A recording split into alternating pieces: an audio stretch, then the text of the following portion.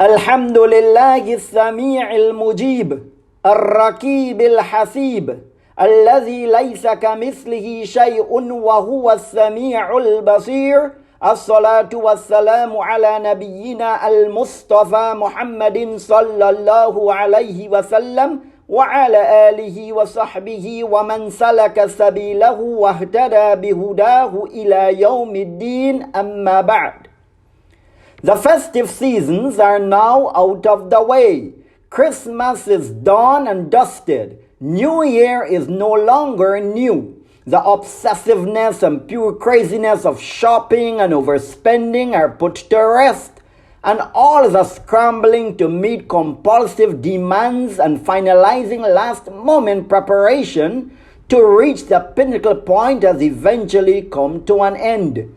The normally bustling shopping complex and all the elegantly decorated restaurants with all the festive exotic foods in the various cities are now dormant. Every year, during this short season, excitement looms every aspect of daily affairs.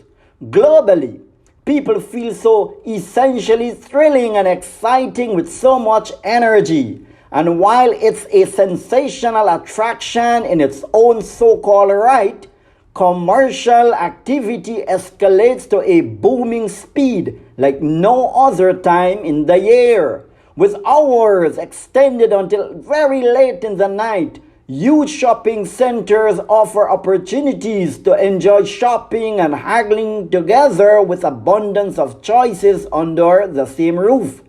Everywhere, there are crowds of people walking up and down, pushing to get into stores and jumping over barriers.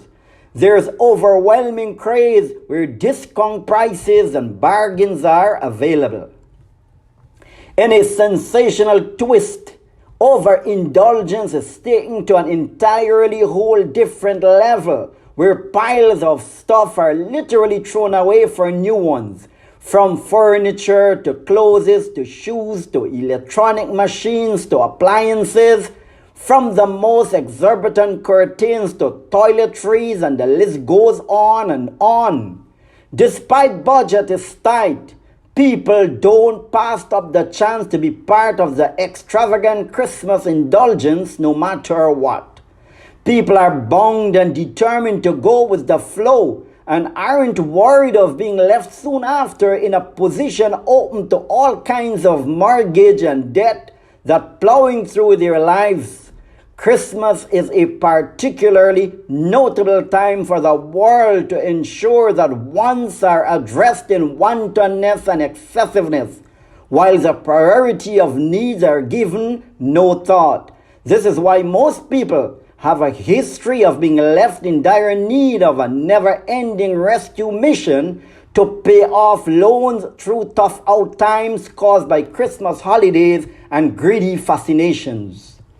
The brainwashing and deception is in full swing everywhere. Annually, we see the same cycle is being repeated and with proportionately increasing rate as people are all caught up in the hype of this ridiculous commercialization.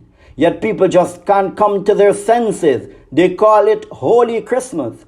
But how could they not see that this season is truly not a time of holiness but worthlessness? The worshippers of the cross make even Santa Claus more important than Jesus this time.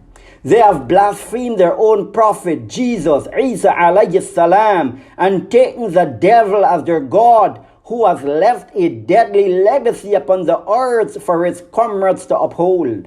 In fact, this was supposed to be a religious time of the year for the Christians, but the liquor stores are selling out and the bars are full, while the churches are empty. Iblis continues to entice the wicked ones towards the path of rebellion, which has become their common plague of destruction. Still, it has not yet intruded their mind that though Christmas may be the most wonderful time of the year for most people, it quickly becomes forgettable in the end, while all the surreal moments and feelings of joy, excitement, and anxiety soon turn into regret. This further compounds the fact that sin never pays off. The most distressing part about this short-lived spirit of the season is the vast majority of Muslims are ostensibly motivated significantly to be part of every lousy Christmas and crappy New Year. These Muslims fail to take cognizance of the fact that whatever people's action manifests is what they get. So when they are attracted to habitually living the instant gratification life outside of Allah's ordinance as the kuffar do, they will certainly pay the price as well, sooner or later. And since the consequences of their deed is a cause of further separation from Allah's mercy, they will be doomed to deeper degradation. Our Creator is ever merciful, but He does not tolerate transgression, iniquity, and slalaciousness. The ones who sow the seed to be nurtured upon their sinful nature will end up reaping destruction. Allah subhanahu wa ta'ala has threatened those who rebelled against His legislation, whether they are outright disbelievers or transgressing Muslims. ذَرْهُمْ يَأْكُلُوا وَيَتَمَتَّعُوا وَيُلْهِهِمُ الْأَمَلُ فَسَوْفَ يَعْلَمُونَ. Leave them. Let them eat and drink, and let false hopes deceive them. They will surely come to know. All these violators will cry out at a time when it's too late to amend. They will plea in the most desperate state of distress. They will sorely beg, رَبَّنَا أَبَصَرْنَا وَسَمِعْنَا فَارْجِعْنَا نَعْمَلْ صَالِحًا إِنَّا مُوقِنُونَ. Our Lord, we have now seen and heard. Send us back so that we will do righteous deeds. Verily, we now believe with certainty. Of course, there would be no second chance on that grand day, and may Allah save us. Allahumma muqallibal qulubi wal absar, sabbit qulubana ala dinik. ولا تزغ قلوبنا بعد إذ هديتنا وهب لنا من لدنك رحمة إنك أنت الوهاب.